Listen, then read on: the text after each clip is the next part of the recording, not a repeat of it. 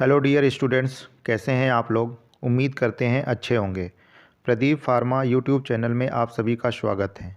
आज के इस वीडियो लेक्चर में हम डिस्कस करेंगे filtration and theory of filtration. यह बहुत ही आसान और बहुत ही इम्पोर्टेंट टॉपिक है, तो चलिए स्टार्ट करते हैं। Filtration it is a process of separation of solid from liquid ROR gas by using porous medium. The porous medium retain solid particles and allow the liquid to pass through it. तो filtration क्या है? एक process है जिसमें हम solid particles को liquid medium से क्या करते हैं, अलग करते हैं with the help of porous medium. तो पोरस मीडियम क्या हुआ? पोरस मीडियम वह मीडियम है जिससे लिक्विड पास हो जाते हैं और सॉलिड पार्टिकल्स क्या होते हैं, उस पर इकट्ठा हो जाते हैं। तो पोरस मीडियम सॉलिड पार्टिकल्स को रिटेन कर लेता है और लिक्विड को पास होने देता है।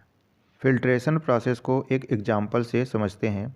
आपने ऑब्जर्व किया होगा, जब आपके घर में चाय बनता है तो उसमें क्या होता है, सॉलिड भी रहता है और लिक्विड भी रहता है। तो जैसा आप पिक्चर में देखिए, एक बीकर है, उसमें सपोज कीजिए क्या है, चाय है ना। चाय बना हुआ है, उसमें क्या है, कुछ सॉलिड पार्टिकल्स हैं जिसको चाय पत्ती बोला जाता है, और क्या है, लिक्विड है। तो ये क्या हो गया, मिक्सचर हो गया, जिसको बोलते हैं क्या, स्लरी। अब इस चाय को क्या करेंगे आप, छन्नी से क्या करेंगे, इसको पास करेंगे। छन्नी से जब पास करेंगे तो क्या होगा, सॉलिड पार्टिकल्स मतलब जो चाय पत्ती है और भी जो उसमें सॉलिड पार्टिकल्स है वो क्या होगा, छन्नी पे इकट्ठा हो जाएगा। तो इसी छन्नी को क्या कहा गया है, पोरस मीडियम या फिल्टर मीडियम। तो फिल्टर मीडियम क्या हुआ, फिल्टर मीडियम वह मीडियम है जिससे लिक्विड क्या होता है, पास हो जाता है, और सॉलिड क्या होता है, उस पर इकट्ठा हो जाता है। तो आप देख सकते हैं सॉलिड पार्टिकल्स क्या हुआ, उस पर इकट्ठा हो गया, उसको क्या बोला गया है, फिल्टर केक। और जो लिक्विड उससे पास हो गया है फिल्टर मीडियम से, उसको क्या बोला जा रहा है आपको, फिल्ट्रेट। तो फिल्टर केक क्या होता है, फिल्टर मीडियम क्या होता है, और फिल्ट्रेट क्या होता है, ये आप सभी को समझ में आ गया होगा। अब बात करते हैं clarification. When solids are present in very small proportion, that is not more than 1%, then the process of separation of solid from liquid is called clarification.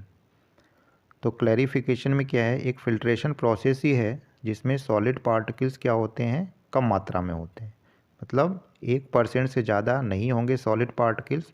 तो प्रोसेस ऑफ फिल्ट्रेशन को क्या बोलेंगे, क्लैरिफिकेशन। होप आपको filtration और clarification अच्छे से समझ में आ गया होगा। अब बात करते हैं theory of filtration. The theory of filtration gives an idea about the factors influencing the rate of filtration through the filtering medium. The factors affecting the rate of filtration were studied by a scientist named Darcy, and he expressed it in the form of an equation which is known as Darcy law. तो theory of filtration क्या है, theory of filtration एक idea देता है कि कौन कौन से फैक्टर्स हैं जो रेट ऑफ फिल्ट्रेशन को क्या करते हैं, अफेक्ट करते हैं। तो जो फैक्टर्स रेट ऑफ फिल्ट्रेशन को अफेक्ट करते हैं उसको सबसे पहले किसने स्टडी किया, डार्सी ने स्टडी किया, और उन्होंने एक इक्वेशन दिया, और इसी को बोला गया क्या, डार्सी लॉ। तो वह इक्वेशन क्या है आपका, V is equal to K A delta P upon eta into L, where V is equal to volume of filtrate, K is equal to permeability coefficient, A is equal to area of the filter bed, delta P is equal to pressure difference, neta is equal to viscosity of the fluid, L is equal to thickness of the filter cake. तो इस equation से समझते हैं कि कौन से factors हैं जो रेट ऑफ फिल्ट्रेशन को क्या करते हैं, अफेक्ट करते हैं। तो कौन कौन से फैक्टर्स हैं, एरिया ऑफ फिल्टर बेड हो गया आपका, प्रेशर डिफरेंस, विस्कोसिटी, और thickness of the filter cake. तो जो इक्वेशन में ऊपर वाला पार्ट है, जैसे क्या हो गया, एरिया और प्रेशर डिफरेंस, ये रेट ऑफ फिल्ट्रेशन को डायरेक्टली अफेक्ट करते हैं। कहने का मतलब अगर एरिया बढ़ा दिया जाए तो क्या होगा, रेट ऑफ फिल्ट्रेशन बढ़ जाएगा। अगर प्रेशर डिफरेंस बढ़ा दिया जाए तो रेट ऑफ फिल्ट्रेशन भी बढ़ जाएगा। और जो नीचे वाला पार्ट है इक्वेशन में, जैसे क्या हो गया आपका विस्कोसिटी और थिकनेस, ये क्या होते हैं, इन्वर्सली प्रोपोर्शनल होते हैं। कहने का मतलब अगर विस्कोसिटी को हम बढ़ाएंगे तो रेट ऑफ फिल्ट्रेशन क्या होगा, डिक्रीज़ होगा। अगर हम थिकनेस को बढ़ाएंगे, थिकनेस का मतलब क्या हुआ, जो सॉलिड पार्टिकल्स इकट्ठा हुए हैं फिल्टर मीडियम पे, हम उसकी बात कर रहे हैं। तो जैसे जैसे सॉलिड पार्टिकल्स का अमाउंट बढ़ता जाएगा फिल्टर मीडियम पे, वैसे वैसे क्या होगा, रेट ऑफ फिल्ट्रेशन क्या होगा, डिक्रीज़ होगा। ये तो रहा थियरी ऑफ फिल्ट्रेशन, जिसमें डार्सी लॉ को मैंने एक्सप्लेन किया। डार्सी लॉ क्या होता है और कौन कौन से फैक्टर्स हैं जो रेट ऑफ फिल्ट्रेशन को अफेक्ट करते हैं। अब बात करते हैं factor affecting rate of filtration. वो कौन कौन से फैक्टर्स हैं जो रेट ऑफ फिल्ट्रेशन को अफेक्ट करते हैं। तो पहले बात कर लेते हैं कौन कौन से फैक्टर्स हैं। तो पहला फैक्टर है आपका pressure, second surface area of the filter medium, third temperature of liquid to be filtered, fourth particle size, fifth pore size of the filter media, next viscosity and then thickness of the cake. तो चलिए one by one समझते हैं pressure कैसे rate of filtration को affect करता है। जैसे मैंने अभी पहले बताया आपको कि प्रेशर डिफरेंस जितना ज़्यादा होगा, प्रेशर डिफरेंस का मतलब क्या हुआ, जो फिल्टर मीडियम है या फिल्टर केक है उसके ऊपर का प्रेशर और क्या है, नीचे का प्रेशर, फिल्टर मीडियम के नीचे का प्रेशर, इसके बीच का डिफरेंस अगर ज़्यादा है तो क्या होगा, रेट ऑफ फिल्ट्रेशन ज़्यादा होगा। तो रेट ऑफ फिल्ट्रेशन क्या हुआ, directly proportional to pressure difference. Hope आपको प्रेशर कैसे अफेक्ट करता है रेट ऑफ फिल्ट्रेशन को समझ में आ गया होगा। अब बात करते हैं surface area of filter media. Filter media का मतलब क्या हुआ, जहाँ से लिक्विड को पास होना है। तो अगर सरफेस एरिया वहाँ का ज़्यादा रहेगा तो क्या होगा, ज़्यादा लिक्विड पास होंगे तो रेट ऑफ फिल्ट्रेशन क्या हो जाएगा, बढ़ जाएगा। तो rate of filtration directly proportional to surface area of the filter medium. अब बात करते हैं temperature of the liquid. Rate of filtration is directly proportional to temperature of the liquid to be filtered.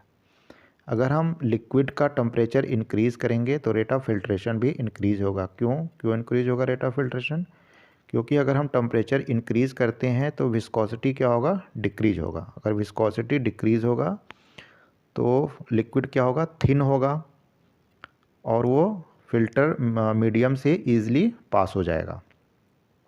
अब बात करते हैं पार्टिकल साइज़ का। The rate of filtration is directly proportional to particle size to be removed. अगर mixture में particle size बड़े हैं तो क्या होगा, रेट ऑफ फिल्ट्रेशन ज़्यादा होगा। अगर पार्टिकल साइज़ छोटे हैं तो रेट ऑफ फिल्ट्रेशन क्या होगा, स्लो होगा। चलिए इसको थोड़ा सा एक्सप्लेन करते हैं।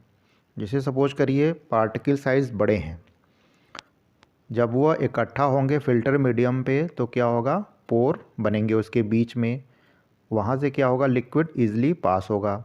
अगर पार्टिकल साइज़ छोटे होंगे तो जो पोरस मीडियम पे इकट्ठे हो रहे हैं वहाँ पे क्या होगा, एक कॉम्पैक्ट मास बन जाएगा, जिससे क्या होगा कि जो लिक्विड है उससे पास जल्दी नहीं हो पाएंगे।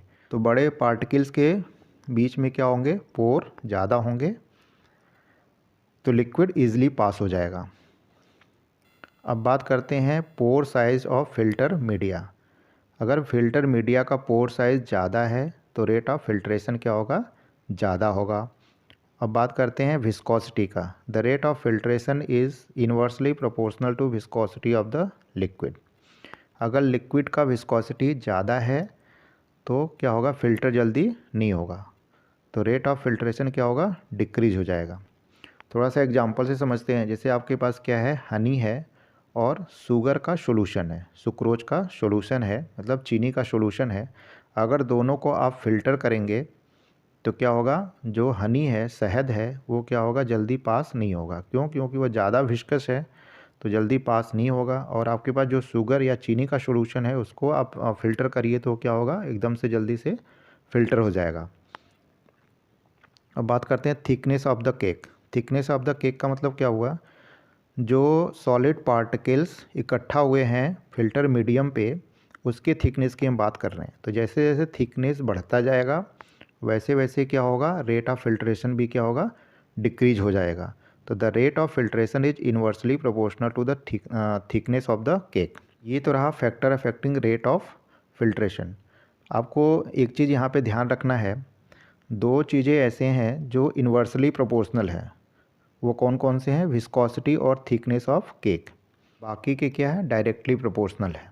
होप आपको यह वीडियो अच्छा लगा होगा और जो चीज़ें मैंने इसमें एक्सप्लेन किया है वो अच्छे से आपको समझ में आ गया होगा। Thanks for watching this video.